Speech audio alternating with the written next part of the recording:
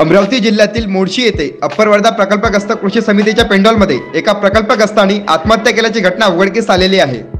टाकरखेडा येथील गोपाल दहिवडे असं आत्महत्या करणाऱ्या प्रकल्पग्रस्त शेतकऱ्याचं नाव आहे। मागील 252 दिवसापासून मोर्शी तहसील कार्यालयासमोर आंदोलन सुरू आहे। आंदोलन मंडपात पंख्यावर दोरी बांधून गळफास घेऊन आत्महत्या केलेली आहे। विशेष म्हणजे यावेळी आत्महत्या करणाऱ्या शेतकऱ्याच्या गळ्यात चिठ्ठ्या सुद्धा लावलेल्या होत्या।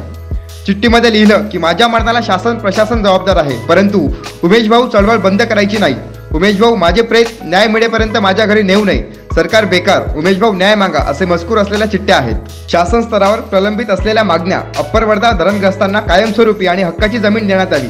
सानुग्रह अनुदान म्हणून प्रत्येकी प्रमाणपत्र धारकांना 25 ते 30 लाख रुपये फरकाची राहिलेली रक्कम व्याजासहित देण्यात यावी। ज्या प्रकल्पग्रस्तांना अजूनही प्रमाणपत्र मिळाले नाहीत त्यांना तात्काळ प्रमाणपत्र देण्यात यावे।